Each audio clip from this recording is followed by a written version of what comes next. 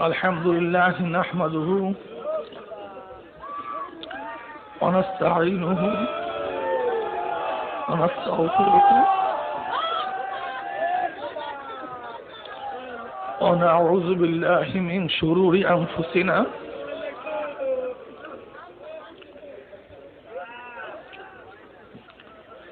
من يهد الله فلا مضل له ومن يضلل فلا هادي له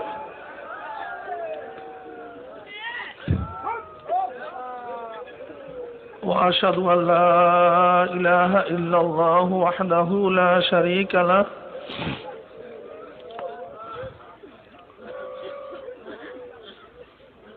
ونشهد أن محمدا عبده ورسوله أما بعد فأعوذ بالله من الشيطان الرجيم بسم الله الرحمن الرحيم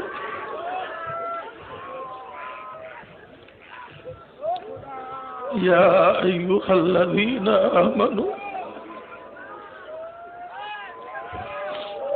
صلوا عليه وسلموا تسليما اللهم صل على سيدنا ونبينا وشفيعنا حبيبنا مولانا محمد صلى الله عليه وسلم اللهم صل على سيدنا ونبينا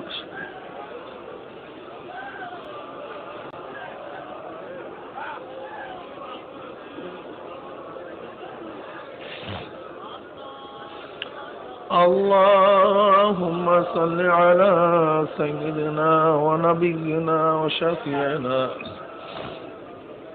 وحبيبنا مولانا محمد صلى الله عليه وعلى آله وأصحابه وبارك وسلم أعوذ بالله من الشيطان الرجيم بسم الله الرحمن الرحيم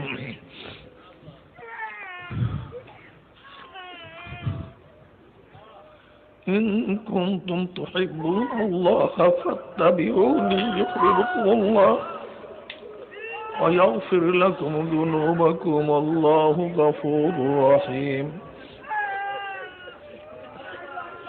আল্লাহ পাকের বান্দা জনাব মুহাম্মদুর রাসূলুল্লাহ সাল্লাল্লাহু আলাইহি ওয়াসাল্লাম উম্মতগণ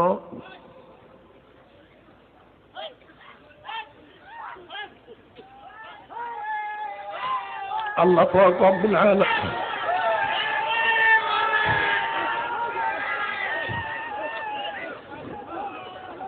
اللهم صل على سيدنا ونبينا وشفيعنا حبيبنا مولانا محمد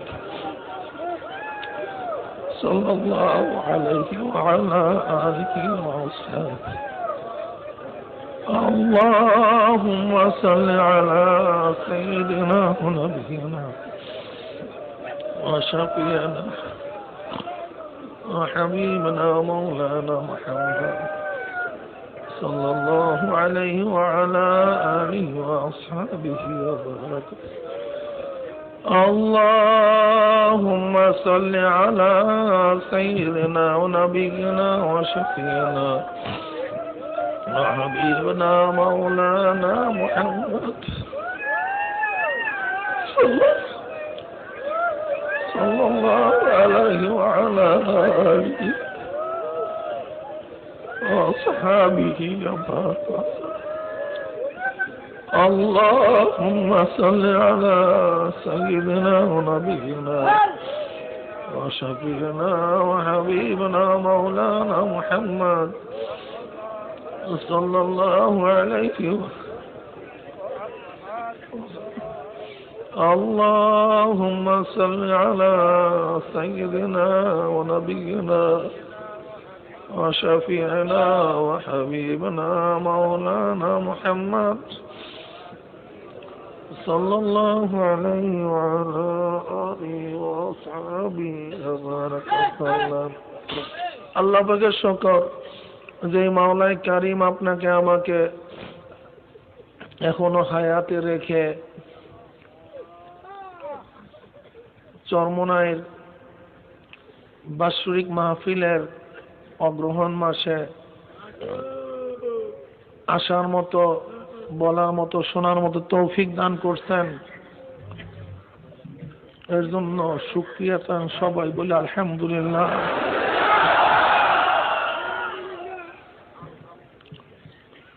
অগ্রহণ মাসটা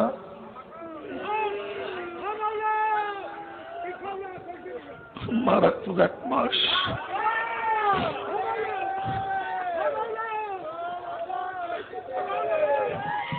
আমাদের শায়খ ও মুর্শিদ নওয়ারাল্লাহু মারকাদাহু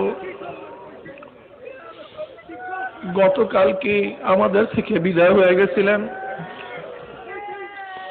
এই মাসে 11ই অগ্রহণ।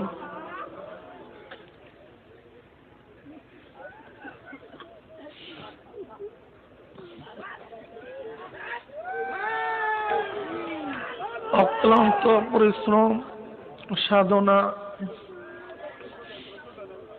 নিজের ব্যক্তিগত আমল, আখলাক, তার চরিত্র, তার ব্যবহার, তার তীক্ষ্ণতা, তার স্মৃতি, তার যোগ্যতা,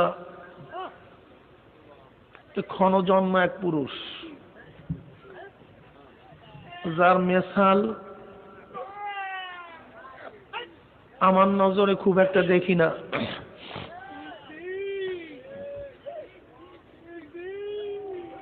আমি যখন দেওবন্দ মাদ্রাসায় ছিলাম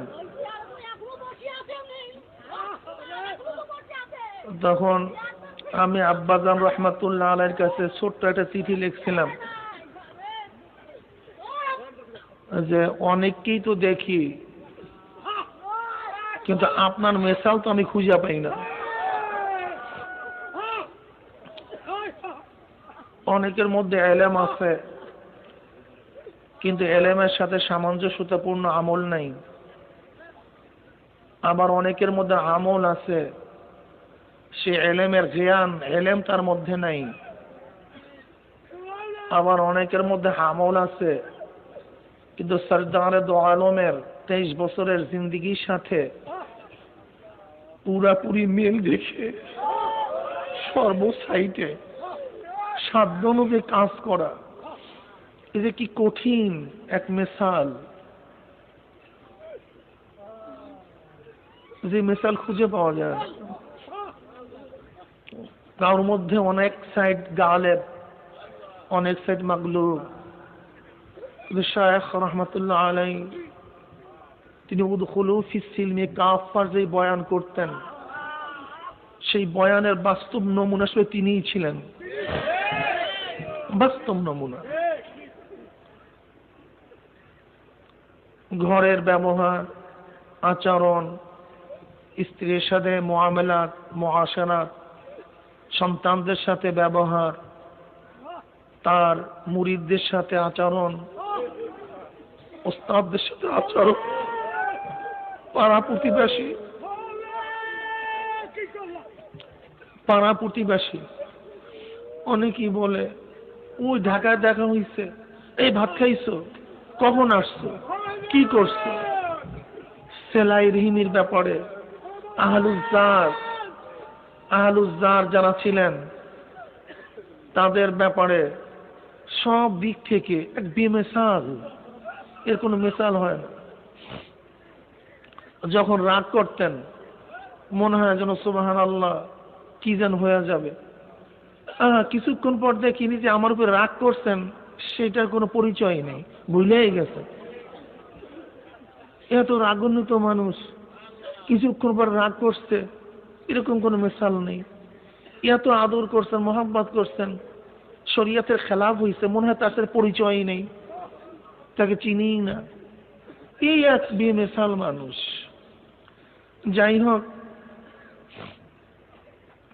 এই সমস্ত মহান ব্যক্তি চেয়ারে বসে কথা বলার যোগ্যতা তো প্রশ্নই আসে না, এ তো প্রশ্নই আসে না। কিন্তু দাদে হকরা কাবিলিয়াত শর্তে নিস, বলকে শর্তে কাবিলিয়াত দাদে।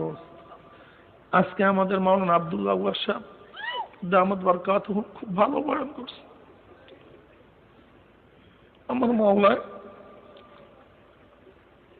কাউকে হেদায়েত দিতে চাইলে, কাউকে আপন বানাইতে চাইলে তার যোগ্যতার প্রয়োজন নেই, আমার মাওলাই কাছে টানিয়ে নেয়।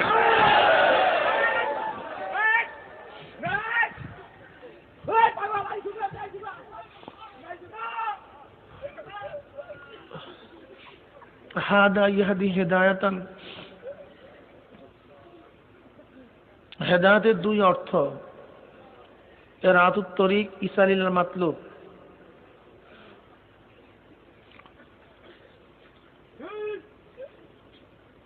এক হলো ইসালিল মাতলুব, যেই পথে আমি চলতেছি, যেই উদ্দেশ্যে, যেই পথে আমি গমন করতেছি, যেই উদ্দেশ্যে, সেখানে কোশেষ ছাড়াই চেষ্টা সাধনা ব্যতীত পুষিয়া যাওয়া। যেমন আমি কোন এক ব্যক্তিকে বললাম, ভাই আমি ঢাকা যেতে চাই। আপনি ঢাকা যেতে চান? বলে হ্যাঁ। বলে আসেন আমার সাথে। বা সে আমাকে গাড়িতে বসে ঢাকা পৌঁছায় দিয়ে আসে, আমার কোনো সাধনা নাই, চেষ্টা নাই। এটা হলো ইসালিল মাতলুব। আল্লাহ পাক রব্বুল আলামিন যাকে জান্নাতে দিতে চান, কোন যুক্তি ব্যতীত, ওয়াসাইল ফাসাইল ব্যতীত, ডাইরেক্ট জাহান্নাম থেকে উঠাইয়া জান্নাতে নিক্ষেপ করে দেয়। এখানে কোনো কার যুক্তিও নাই, তর্কও নেই, এটা মাওলা পাকের ইচ্ছা। এখানে কার কোনো হাত নেই। আমার মাওলা মাইয়াশা, যা মনে চায়, যা মনে চাই তাই তিনি করেন। আর একটা হলো পথ দেখায় দেওয়া, এইদিকে চলো, এইদিকে চলো, এইদিকে চলো, এইদিকে চলো, এই কাজ করো, এই কাজ করলে তুমি কামিয়াব হবা, মুক্তি পেয়ে যাবা। নবীগণ এর জন্যই দুনিয়াতে আসছেন। হুয়াল্লাযী আরসালা রাসূলাহু বিল হুদা ওয়া দীনিল হক লিইয়ুযহিরাহু আলা দীনি কুল্লি। রাসূল আসার কারণ কি? হুয়াল্লাযী আরসালা রাসূলাহু। মাল ফারকু বাইনান নবী ওয়ার রাসূল, নবী এবং রাসূলের মধ্যে পার্থক্য কি, এ সম্পর্কে আমাদেরকে জানতে হবে। অনেকে মনে করি নবী এবং রাসূল একই জিনিস। যদি নবী এবং রাসূল একই জিনিস হয়, তাহলে ওমা আরসালনা মিন ক্বাবলিকা মিন রাসূলিন ওয়ালা নাবিয়্যিন, এই আয়াতে কি জবাব দিবেন? যে এখানে মাতুব আলাইহির সাথে নবী এবং রাসূলকে ব্যবহার করা হয়েছে। ওমা আরসালনা মিন ক্বাবলিকা মিন রাসূলিন ওয়ালা নাবিয়্যিন, এখানে রাসূলের উপরে আত্ম করা হয়েছে নবীকে, মাতুফ আলাই মাতুফ। আর ওলামায়ে কেরাম তুলাবায়ে আযম সবাই জানেন মাতুফ আলাই মুগায়্যির হয়, একটা আর একটা কি হয়? বিপরীত হয়। যদি নবী আর রাসূল একই হতো তাহলে মাতুফ আলাই হতো না। কাজী আয়াতের দ্বারা কি বুঝলাম? নবী এবং রাসূল এক না। তাহলে কি জবাব? রাসূল কাকে বলা হয়, নবী কাকে বলা হয়? কেউ কেউ বলছেন যে নতুন শরীয়তের প্রবক্তা অথবা নতুন কিতাবদারি তাকে রাসূল বলা হয়, আর যে নতুন শরীয়তের প্রবক্তা না, কিতাবদারি না, তাকে কি বলা হয়? নবী বলা হয়।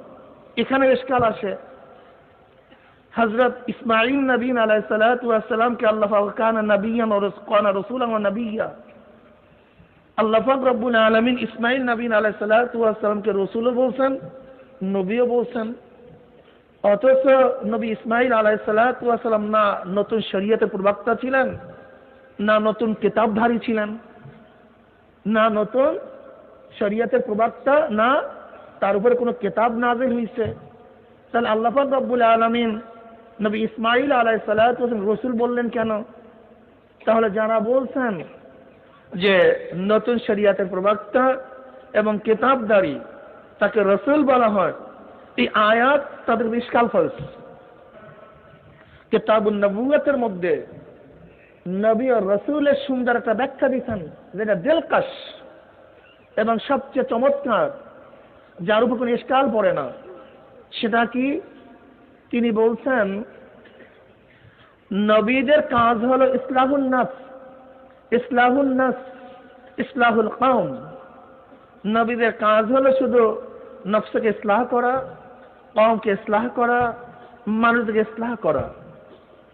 কিন্তু তার অন্যের মোকাবেলা করা তার জরুরি না। অন্যের মোকাবেলা করা কি না? জরুরি না।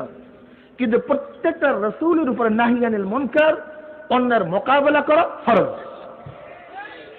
প্রত্যেক রাসূলের উপরে অন্যের মোকাবেলা করা কি?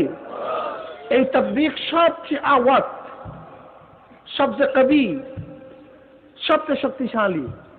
সমস্ত নবীদের উপরে অন্যের মোকাবেলা করা ফরজ না, কিন্তু প্রত্যেকটা রাসূলের উপরে অন্যের মোকাবেলা করা কি ছিল? ফরজ ছিল। যেহেতু সরদার দু আলম মুহাম্মদ আরবি আলাইহিস সালাতু ওয়াস সালাম শুধু নবী নন, তিনি রাসূল, আমরা তার উম্মত। কাজে শুধু নবীওয়ালা কাজ করলে হবে না, আমাদের রাসূলওয়ালাও কাজ করতে হবে। হুয়াল্লাযী আরসালা রাসূলাহু বিল হুদা ওয়া দীনিল হক লিইয়ুযহিরাহু আলা দ্বীনি কুল্লি।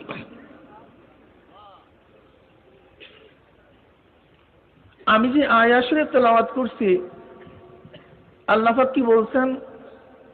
ইন কুনতুম তুহিব্বুনাল্লাহ, যদি তোমরা ভালোবাসতে চাও কাকে? আল্লাহকে। আল্লাহ পাক কত দয়ালু, কত মেহেরবান, কত রহমান ওয়ালা মাওলা।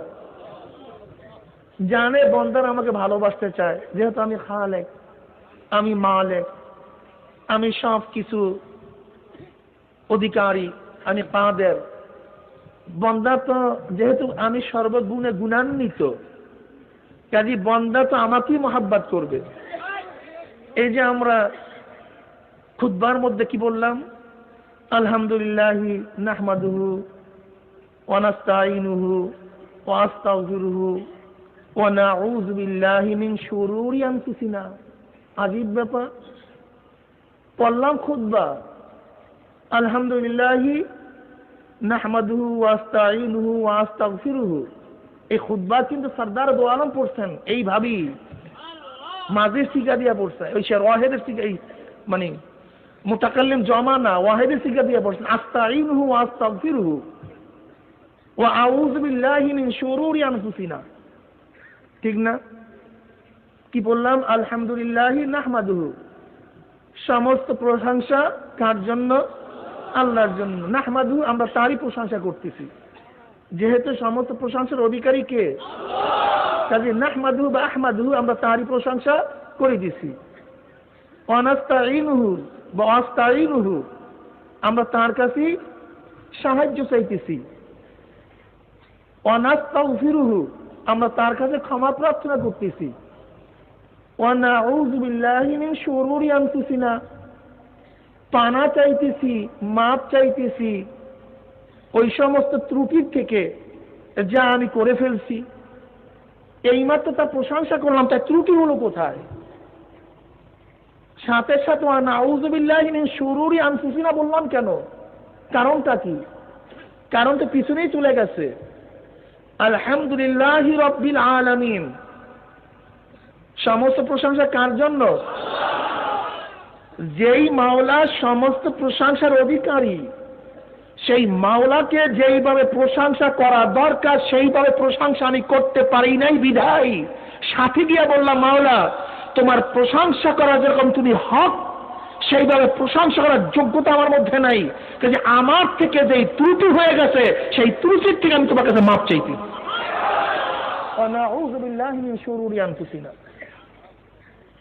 আমার প্রশংসা কোথায় হয়ে গেছে? যেরকম তুমি মুস্তাহিক তুমি যেই দরজার মেহমান, এইভাবে মেহমান নওয়াজি করার ক্ষমতা আমার মধ্যে নাই, এই যোগ্যতা আমার মধ্যে নাই। তুমি যেইভাবে প্রশংসা পাওয়ার যোগ্যতা রাখো, এরকম প্রশংসা করার ক্ষমতা আমার মধ্যে নাই। কাজে আমার ভুল ত্রুটিকে তুমি ক্ষমা করে দাও, আমি মাফ চাই, আমার ভুল হয়ে গেছে। বান্দা তো মাওলাকে মহব্বত করবেই। কেন করবে? সমস্ত কিছুর মালিক তিনি। আলহামদুলিল্লাহ রাব্বিল আলামিন। আলিফ লাম ইস্তিগরাক, জেন্স না। জারুল্লাহ জামাখশারি রাহমাতুল্লাহ আলাইহি বলেন নাকি জেন্সই না, ইস্তিগরাকই হবে। কেন? প্রশংসার যত ফর্দ, যত অংশ সব আমার মাওলার জন্য, অন্য কারোর জন্য না। কিভাবে কিভাবে হলো? দেখেন, কোন একটা বিল্ডিং আপনি প্রশংসা করতেছেন, বিল্ডিং কত চমৎকার, কত সুন্দর। আসলে কি আপনি বিল্ডিং এর প্রশংসা করলেন না, যে ব্যক্তি বিল্ডিং বানাইছে তার প্রশংসা করলেন? কারণ বালু, ইট, রড, খোয়া এটা সব জায়গাতেই পাওয়া যায়, এটা সব জায়গাতেই পাওয়া যায়। কাজে লোহা, বালু, খুঁটির দ্বারা যেই বিল্ডিং হয়, সেই বিল্ডিং এর প্রশংসা আপনি করেন নাই। এই বিল্ডিং এর প্রশংসাটা কেন করলেন? তাঁবুটা কত সুন্দর, এই কাপড় তো মার্কেটের প্রত্যেকটা কাপড়ের দোকানে পাওয়া যায়। কাজে এই কাপড়টাকে প্রশংসা করলেন কেন? এর কারণ কি?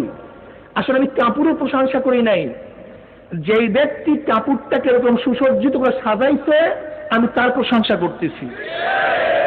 আমি বিল্ডিং এর প্রশংসা করি নাই। যে ইঞ্জিনিয়ার ডিজাইন করছে বিল্ডিংটা সুন্দর, মানে বিল্ডিং সুন্দর না, ও তো ইট, খোয়া, বালু, ও তো রাস্তায় ছিল, ও তো খনির মধ্যে ছিল, ওর কোনো অস্তিত্বই ছিল না, ওকে কেউ ঝাড়ুও দিত না, ওর দিকে কেউ তাকাইতও না। কিন্তু যেই ইঞ্জিনিয়ার, যেই রাজ এই রাস্তার কুনারো ইট বালুক থেকে এত সুন্দর একটা ডিজাইনের বিল্ডিং বানায় গেছে, বিল্ডিং সুন্দর মানে বিল্ডিং সুন্দর নয়, যেই ব্যক্তি এটা বানাইছে সেই ব্যক্তির প্রশংসা হয়ে গেছে, সেই ব্যক্তি সুন্দর। মানুষটা সুন্দর, মানুষ কি আপনি বানাইছেন নাকি? আপনার বাবা বানাইছে নাকি? আপনাকে বলছেন নাকি আমাকে এই ডিজাইনের চেহারা দাও?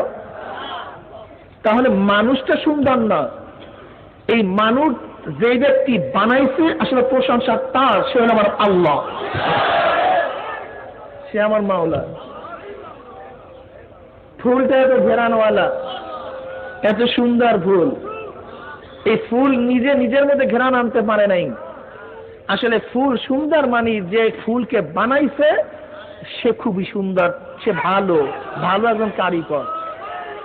মাছটা সুস্বাদু, মাছ তো নিজের মধ্যে স্বাদ নিয়ে আসে নাই, এই মাছের মধ্যে স্বাদ কে দিছে? আলহামদুলিল্লাহ, আমি তার প্রশংসা করতেছি।